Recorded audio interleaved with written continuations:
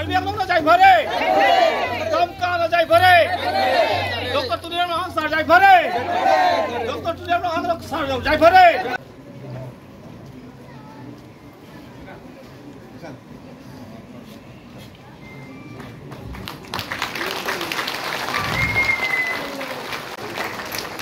Excuse me. Sir. Right side. Apni right move korokson.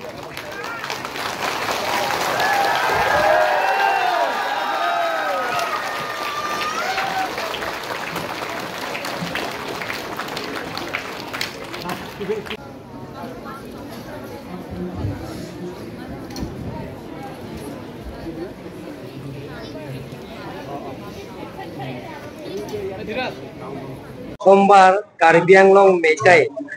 Association মণিপুৰীয়সকলৰ ইয়াত নিজৰ culture জীয়াই ৰখাৰ স্বাৰ্থত তেওঁলোকে আজি এদিন এটা কাৰ্যসূচী লোৱা হৈছে এটা কালচাৰৰ উৎসৱ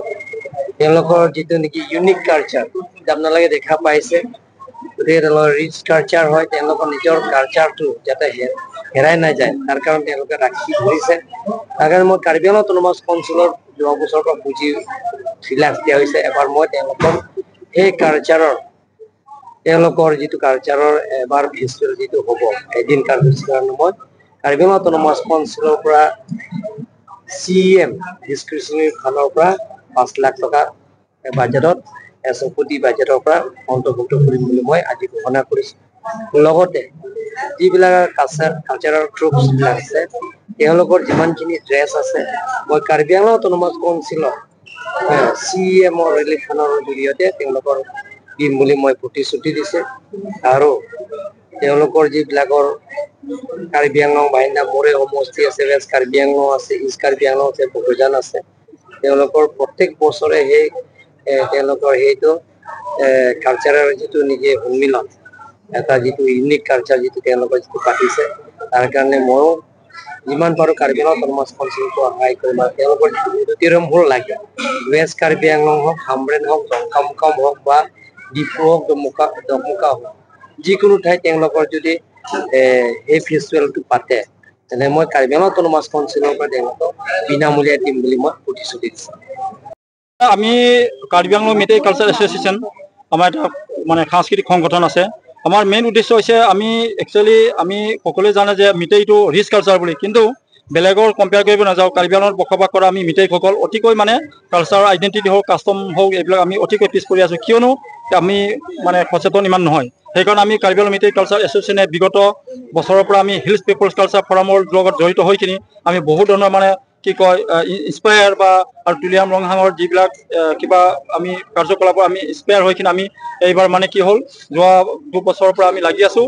তুলিয়াম ৰংহাং ছাৰে আমাৰ এই কাৰ্বি আংলঙত থকা মিটেইসকলৰ কাৰণে মানে কালচাৰখিনি সংৰক্ষণ কৰিবলৈ কাৰণে মানে আমি এইখিনি প্ৰগ্ৰাম পাতিছোঁ লগত আমাৰ উদ্দেশ্য অকল কালচাৰটোৱে উন্নতি কৰা নহয় আমি ইয়াত কাৰ্বি আংলঙত বসবাস কৰা বিভিন্ন ধৰণৰ জাতি জনগোষ্ঠীৰ লগত সমিল মিলৰে বা সমন্বয়ৰ জৰিয়তে মানে আমি কাম কৰিব বিচাৰিছোঁ সিহঁতৰ কাৰণ মই এটা কথা বিশ্বাস কৰোঁ যে কাৰ্বি আংলঙত যদি আমি বসবাস কৰোঁ আমি নিজকে যদি আমি মিটেই আমি ভাল মিটেই হ'ব লাগিব এইটো মই কেইবাটাও কৈছোঁ আৰু এজন ভাল কাৰ্বি হ'ব লাগিব ভাল অসমীয়া হ'ব তাৰপিছত আমি ইণ্ডিয়ান সেইটো মানে আমাৰ কনচেপ্ট অকল আমাৰ জীয়াই ৰখাৰ স্বাৰ্থ নহয় কালচাৰটো এই মানে আমাৰ মিটেইসকলৰ সংস্কৃতি সেইটোৱে বিষয় আৰু মই ধন্যবাদ জনাইছোঁ আমাৰ বিগত 24-25 বৰ্ষতো 3 লাখ টকা বাজেটত ধাৰ্য কৰা হৈছিলে এইবাৰো ছাৰে কিবা 5 লাখ দিম বুলি কৈছে গতিকে আমি কাৰ্বি আংলং অট'নমাছ কাউন্সিলৰ মাননীয় তুলিয়াম ৰংহাং ডাঙৰীয়াক বহুত কৃতজ্ঞতা জ্ঞাপন কৰিছোঁ গোটেই কাৰ্বি আংলংবাসী মণিপুৰী মানে মিটেইসকলৰ হয় আৰু কিবা সুধিব লাগিছে হয় মানে ৰাতিপুৱাৰ ভাগত আমি অকল আমি ফেলিচিটেট নহয় আমি বিগত এমাহৰ পৰা আমি কাৰ্বি আংলঙত বসবাস কৰা বিভিন্ন ঠাইত যেনেকৈ বগাজান আমাৰ জানত বেছিভাগ আছে মানে ধনশিৰি সমষ্টিত আছে ৰংখাং আছে বিথুংৰেমা আছে ইয়াৰ মাজত আমি এমাহৰ পৰা আমি বাহিৰৰ পৰা আমি প্ৰশিক্ষক আনি কিনে আমাৰ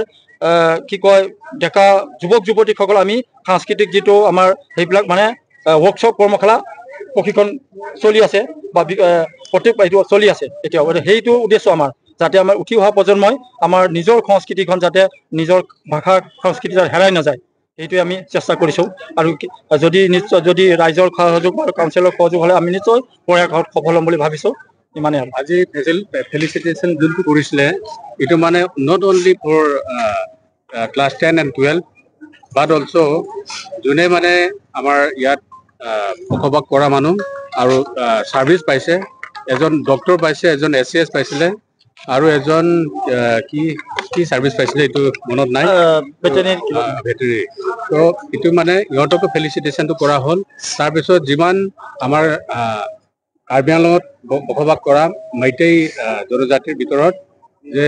এক্স সাৰ্ভিসমেন আৰু এই সমাজকৰ্মী ছ'চিয়েল ৱাৰ্কাৰ সিহঁতক মানে